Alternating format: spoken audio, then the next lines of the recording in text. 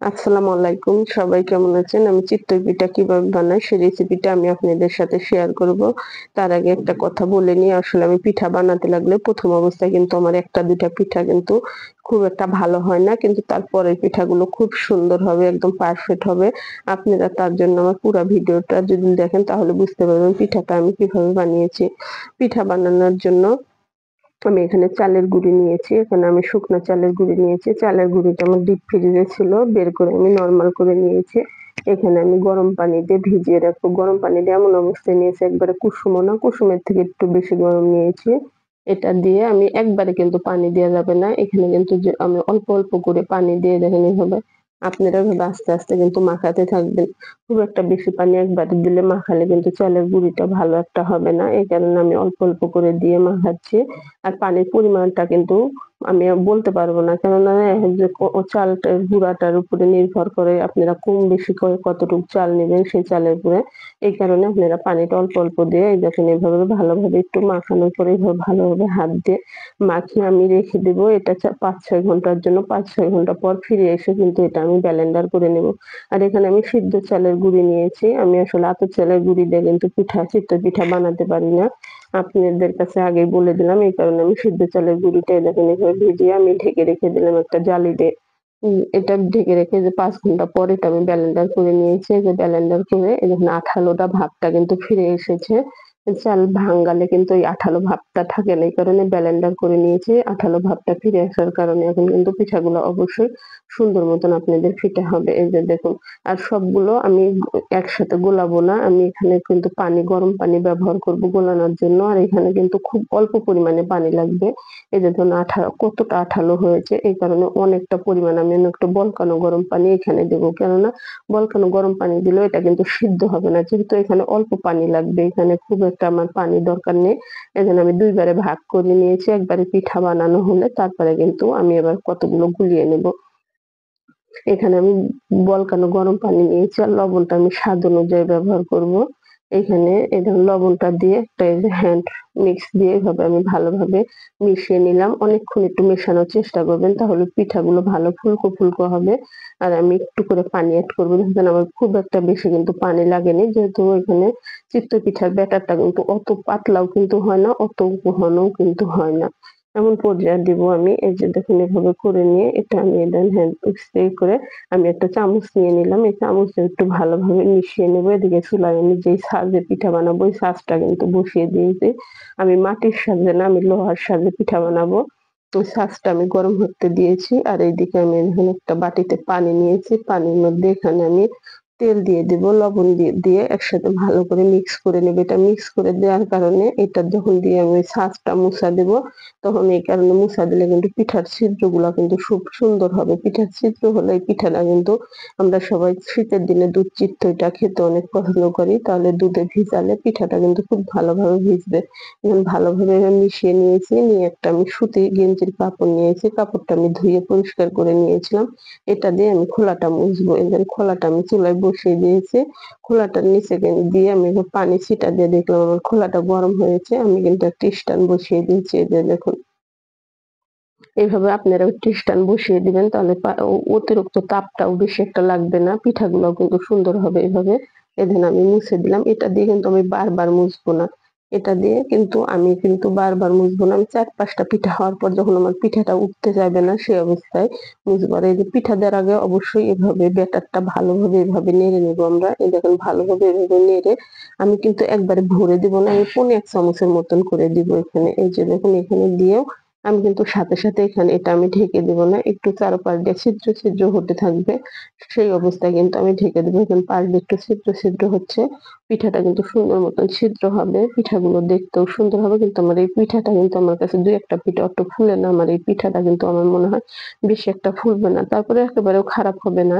আমি মনে করি ২ মিনিট পর আমি এটা ঢাকনাটা খুলে দিলাম। ২ মিনিট পর দেখেন আমার পিঠাটা মাশাআল্লাহ দিলে ছিদ্র হয়েছে। কিন্তু খুব একটা কিন্তু ফুলেনি এখানে। ওই যে দেখুন আমার পিঠাটা এমন হয়েছে। এখন কিন্তু এখানে আমি আরেকটা পিঠা দিয়ে দেব। আমার কিন্তু এখানে এখন কিন্তু আর আমি ছাঁচটা মুছে দিচ্ছি না। আমি এই অবস্থায় কিন্তু পিঠাটা দিয়ে দেব। এখন ব্যাটারটা দেওয়ার আগে ব্যাটারটা এভাবে ভালোভাবে নেড়ে নেব আমি। ভালোভাবে নেড়ে নিচ্ছি। আপনারা একটু নেড়ে দিবেন। যেহেতু চিতই পিঠাটা আসলে কিন্তু অনেক ঝামেলার পিঠা। এই পিঠাটা আমি কিন্তু একসময় বানাতে পারতাম না। আমি চিন্তা করতাম আমার মা খালারা বানাতে পারে, আমি কেন বানাতে পারি না? বারবার ট্রাই করতে অনেকবার ট্রাই করতে এখন আমার কাছে মনে হয় পিঠাটা মাশাআল্লাহ দিলে সুন্দরই হয় আমার কাছে পিঠাটা। প্রত্যেকবার ব্যাটারটা দেওয়ার পরে কিন্তু দেখেন আমি কিন্তু বারবার ঢাকনাটা ঢেকে দিচ্ছি না। একটু পর ঢাকনাটা ঢেকে দেব।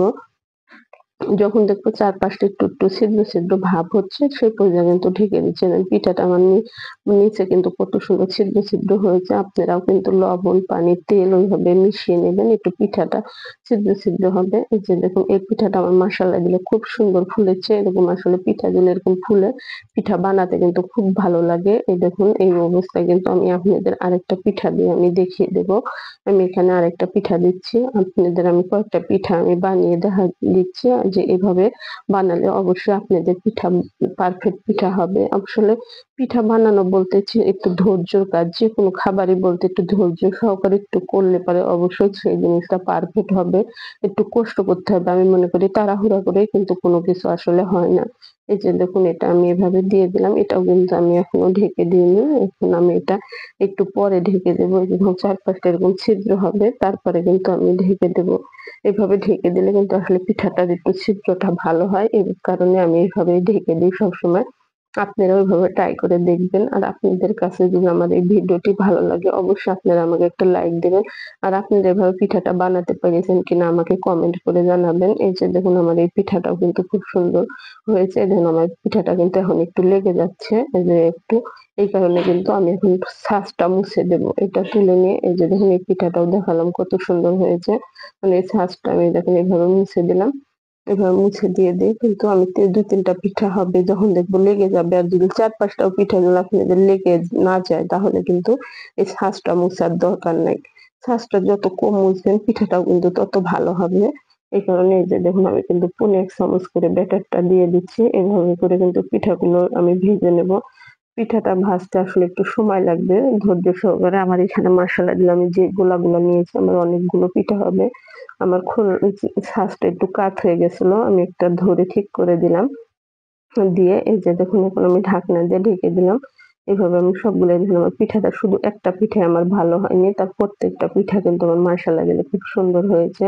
আপনাদেরকে একটা ছিঁড়ে দেখালে আপনারা বুঝতে পারবেন কত সুন্দর হয়েছে পিঠাটা। এই যে দেখুন এই পিঠাগুলো দুধে ভিজিয়ে খেতে পারবো আমরা। ভর্তা দিয়ে বলেন, মাংস দিয়ে বলেন খেতে পারবো।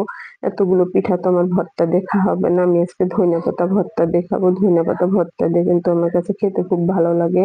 এইজন্য ধইন্যাপাতা ভর্তা দিয়ে নিয়েছি। কতগুলো পিঠা আমি দুধে ভিজিয়ে দেখাবো আমার পিঠাগুলো কত সুন্দর ভিজেছে।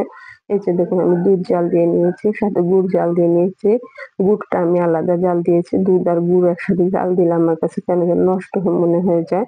আমি পিঠাগুলো একটা তয়লা দিয়ে ঢেকে রেখেছিলাম। আপনারা সুতি কাপড় দিয়ে ঢেকে রাখতে পারেন। তয়লা দিয়ে ঢেকে রাখার কারণে পিঠাটা একটু গরম ছিল এই যে তয়লাটা দিয়ে আমি ঢেকে রেখেছিলাম।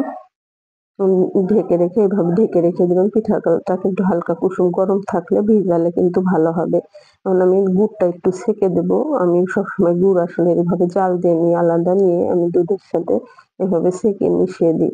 এই যেমন এভাবে মিশিয়ে দিলাম। আসলে এতগুলো গুড় আমার লাগবে না। অনেক বেশি মিষ্টি হয়ে যাবে। আমরা খুব একটা মিষ্টি খাই না। আমি মিষ্টির পরিমাণটা অল্প খাই।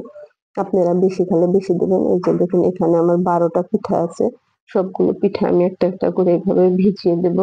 এই যে দেখুন আস্তে দিয়ে একটা আমি এই যে কাঠের খুরচুন নিয়েছি এটা দিয়ে আমি একটু এভাবে চারপাশটা এভাবে ভালোভাবে ডুবিয়ে দেওয়ার চেষ্টা করব। সকালবেলা আমি আপনাদের দেখাবো আমার পিঠাগুলো কত সুন্দর ভিজেছে। এ একটা জালি দিয়ে আমি ঢেকে রেখে দিলাম। জালি দিয়ে ঢেকে রাখবেন। এই যেমন সকালবেলা জালিটা খুলে দেখাচ্ছি। দেখুন আমার পিঠাগুলো কত সুন্দর কিন্তু ফুলেছে। পিঠাগুলা দেখতে কিন্তু মাশাআল্লাহ দিলে আমার কিন্তু খুব লোভনীয় লাগতেছে। ভিজানো পিঠা আমার খুব ভালো লাগে। চিতই পিঠাটা শীতের দিনে আসলে আবার এই পিঠাটা আমার খেতে খুব ভালো লাগে। আপনারা কে পছন্দ করেন এই চিতই পিঠাটা? এই যে দেখুন আমার পিঠাটা কিন্তু ভেঙেও দেখাবো। এই যে দেখুন পিঠাটা আমি আপনাদের ভেঙে দেখাচ্ছি। এই যে পিঠার ভিতরটা কিন্তু কত জালিদার হয়েছে। পিঠাটা আমার বেশ ছিদ্র হয়েছে দেখে কিন্তু পিঠাটা কিন্তু এত সুন্দর ফুলেছে। আপনারাও আমার মতন এভাবে একটু চেষ্টা করে বানাবেন। অবশ্যই আপনাদের কাছেও হবে। অনেকের কাছে এই চিতই পিঠাটা হতে চায় না। কেননা একসময় আমিও বানাতে পারতাম না। আপনাদের কাছে আমার এই ভিডিওটি ভালো লাগলে আপনারা আমাকে একটা লাইক দিয়ে আমার চ্যানেলটি সাবস্ক্রাইব করে দেবেন। আপনাদের কাছে আমার এই অনুরোধটা রইলো।